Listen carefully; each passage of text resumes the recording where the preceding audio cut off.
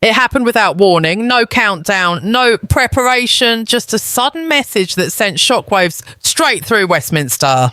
Within minutes, Parliament was thrown into emergency mode after a deadly warning linked to Vladimir Putin surfaced, forcing urgent orders at the highest level of government. Phones rang non-stop, meetings were abandoned, and behind closed doors, one terrifying question took over everything else. Has Britain just crossed a line that cannot be uncrossed? The warning did not come quietly. It arrived like a shockwave, cutting through the noise of everyday politics and sending a chill straight through Westminster. Just minutes ago, a message attributed to Vladimir Putin triggered immediate alarm across the United Kingdom, forcing Parliament into emergency mode. MPs were pulled from meetings, phones lit up across Whitehall, and senior officials rushed behind closed doors. This was not routine diplomacy. This was a signal, sharp, deliberate, and impossible to ignore. According to multiple political sources, the warning was framed in stark terms. It referenced Britain's growing role on the global stage, its military commitments, and its continued involvement in international conflicts. The language was described as unusually direct, even by Kremlin standards. There were no pleasantries, no careful wording. The message was clear: certain actions would have consequences, and the UK was now firmly in Moscow's line of sight. Inside Parliament, the mood shifted instantly. What had been an ordinary political day turned into a race against time. Emergency briefings were called, security protocols were reviewed, senior MPs were told to stay on standby as urgent orders were prepared. This was not about party politics anymore. It was about national security. The sense of urgency was real, and those present say it felt like the room itself had tightened. Downing Street moved quickly to project calm, but behind the scenes, the pressure was intense. Advisors scrambled to assess the credibility of the threat, weighing intelligence reports against the public statement. Military officials were consulted. Diplomatic channels were checked. Every word of the warning was dissected for meaning, intent, and timing. Why now? Why Britain? And what message was truly being sent? What made this moment especially unsettling was the context. Tensions between Russia and the West have been simmering for years, but this warning cut through the usual fog of rhetoric. It came amid heightened global instability, ongoing conflicts, and fragile alliances. Britain's recent decisions, particularly its vocal stance on international security and defence support, have not gone unnoticed. This warning suggested that patience on the other side may be wearing thin. MPs from across the political spectrum reacted with visible concern. Even seasoned figures, accustomed to crises and harsh language, acknowledged that this felt different. There was a seriousness, a gravity that could not be brushed aside. One senior figure described it as a moment where history leans forward, a point where miscalculation could carry lasting consequences. Publicly, officials urged calm, insisting there was no immediate danger, but the activation of emergency procedures told its own story. Parliament does not issue urgent orders lightly. These steps are reserved for moments when uncertainty itself becomes a risk. And right now, uncertainty is everywhere.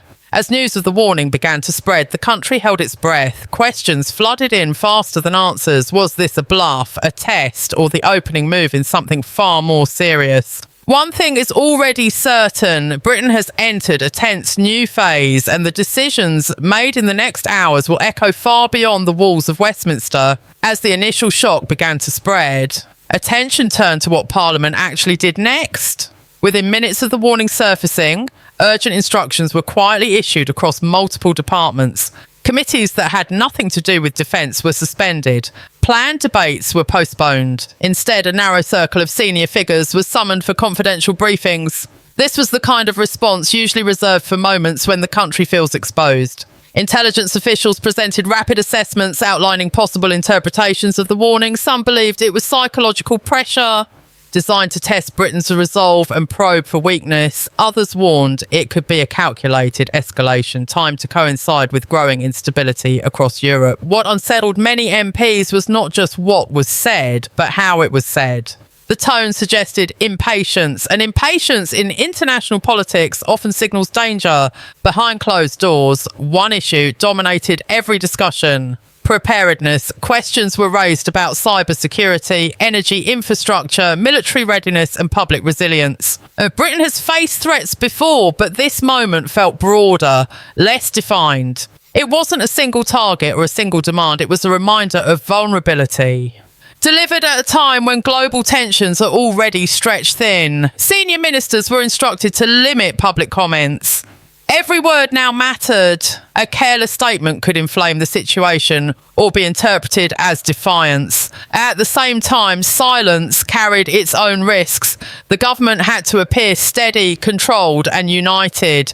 Any sign of confusion would be seized upon, both by political opponents at home and by adversaries abroad.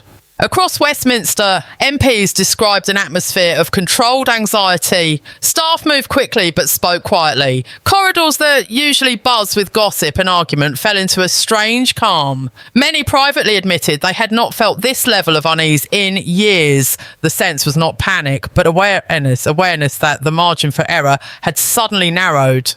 Outside Parliament, the story was already gaining traction. Social media lit up with speculation, fear and anger. Some demanded a strong response, others warned against escalation. The public mood was volatile, shaped by years of crisis and fatigue. Trust in institutions has been tested repeatedly, and moments like this strain it further. People want reassurance, but they also want honesty.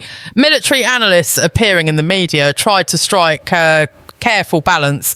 They explained that warnings like this are part of modern power politics, yet acknowledged that dismissing them outright would be reckless. The message, they said, was not just for the government, but for the public. It was meant to remind Britain that actions on the world stage carry consequences, even when those actions are taken alongside allies. As night approached, one thing became clear. This was no longer just a diplomatic exchange. It was a test of nerve, leadership, and unity. Parliament's urgent orders were not about immediate retaliation. They were about readiness, caution and control.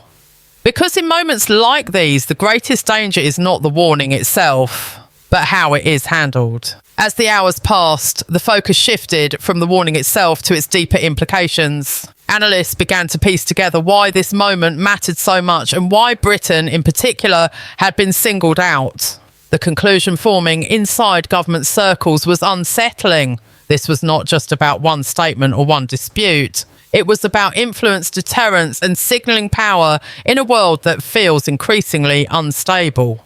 Britain's recent actions were now being re-examined line by line. Military aid commitments, intelligence cooperation, public statements made by senior officials, even symbolic gestures of support toward allies were all placed under scrutiny.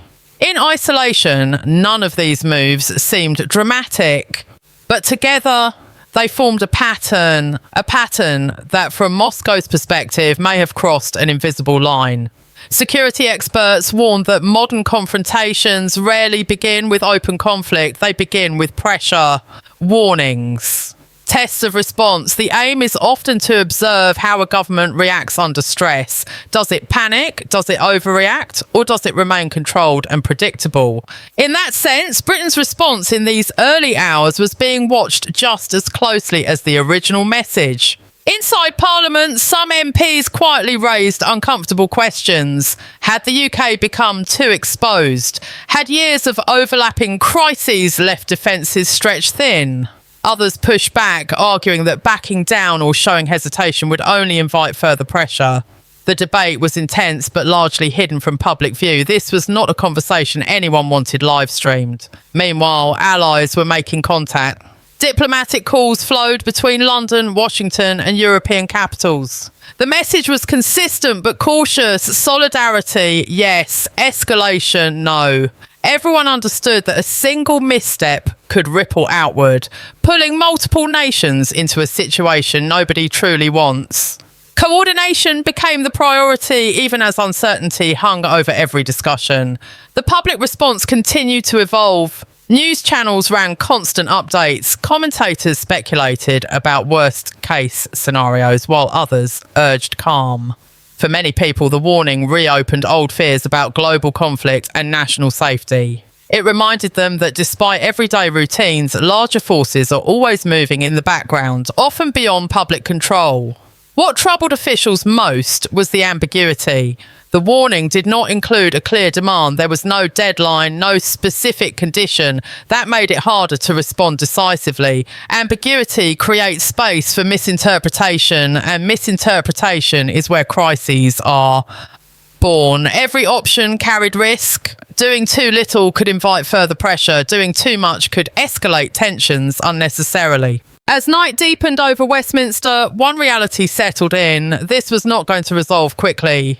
Whatever Putin's message truly meant, it had already achieved one objective. It had forced Britain to pause, reassess, and confront its position in a dangerous and unpredictable world. And that pause, heavy with uncertainty, may be exactly what was intended. By the time dawn approached, it was clear that this moment would not simply fade with the news cycle. The warning had already altered calculations inside government, and its impact would stretch far beyond a single day. Emergency orders issued by Parliament were now being translated into longer-term preparations. Reviews were launched, contingency plans dusted off. Scenarios once considered unlikely were quietly placed back on the table. Senior figures began to speak in more measured but firmer tones.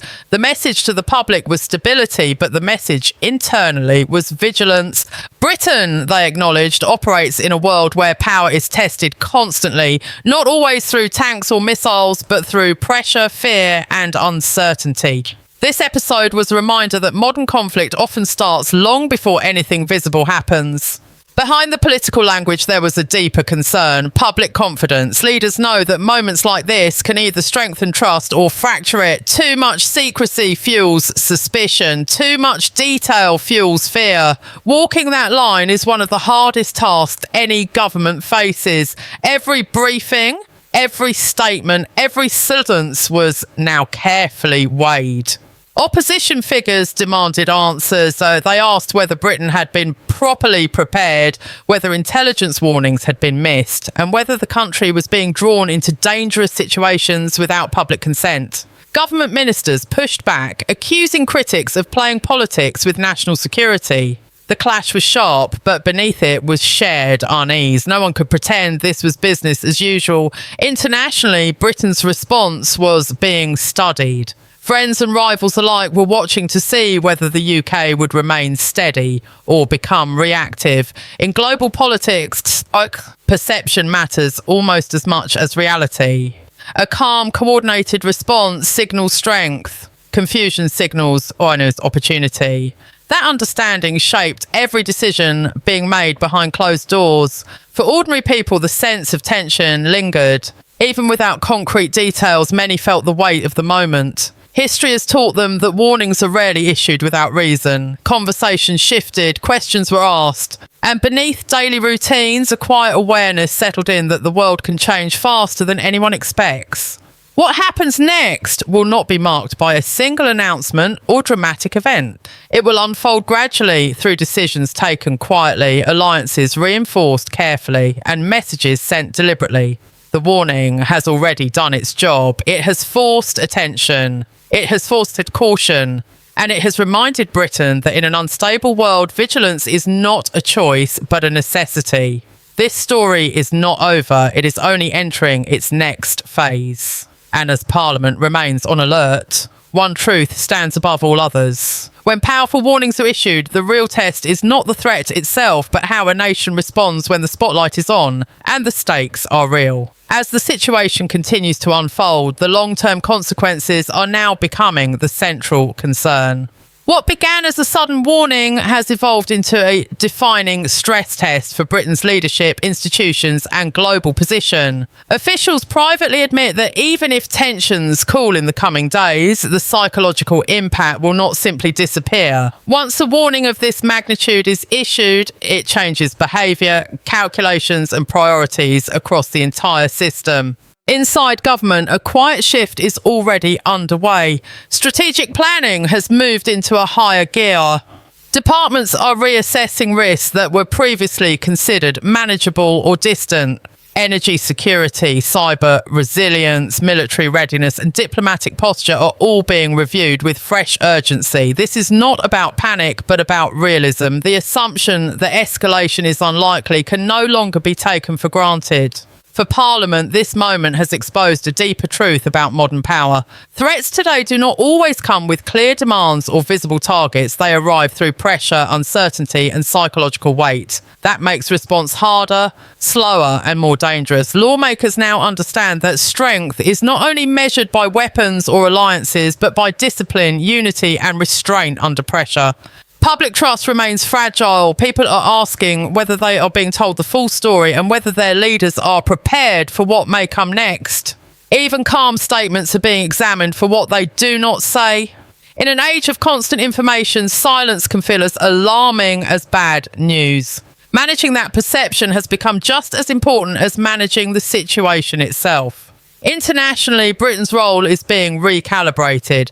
Allies are reassessing expectations. Rivals are reassessing limits.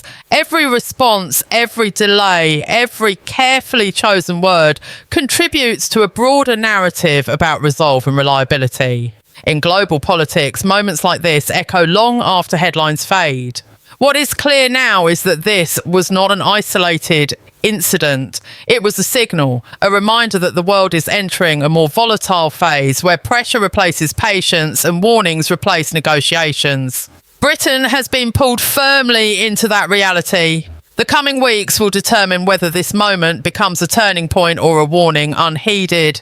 Decisions made quietly today will shape outcomes felt months or even years from now. And while the public may never see every calculation made behind closed doors, they will feel the results. One thing is certain. After this warning, Britain is no longer operating on yesterday's assumptions. The stakes have risen, the margins have narrowed, and the age of complacency, if it ever existed, is officially over.